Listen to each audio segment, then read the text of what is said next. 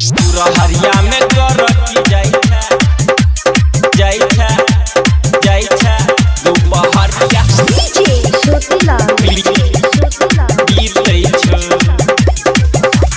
चले छी एना जे हिरानी के चाल गए पूछे छी हम तू बताना हाल चाल गे दोपहरिया बीते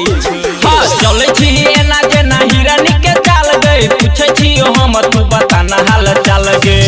भैरा टोल के छौरा तोरा देख के सीखै छो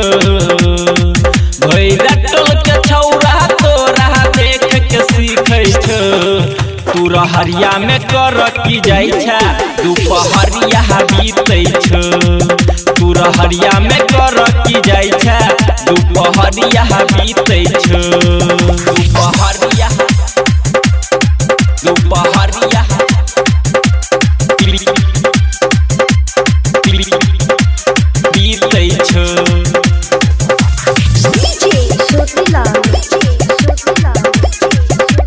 बीते छो हमारा लगन अपन खोल गे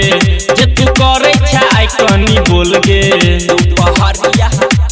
बीते छो हमारा लगन अपन खोल गे जे तू करे छाई कनी बोल गे रात के अन्हरिया में किया सियार भोंकै छो रात के अन्हरिया में किया सियार भोंकै छो तू हरिया में कर की जाई छा दोपहरिया बीते छो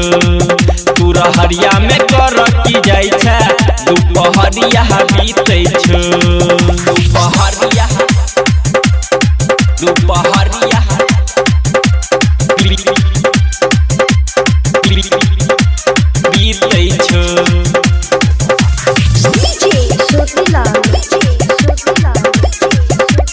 बीते छो केकरा से भराबै छा पानी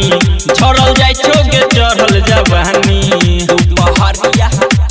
बीते छो केकरा से भराबै छा पानी झरल जाय छो गे चढ़ल जवानी सरवन प्रेमी गाबो अजित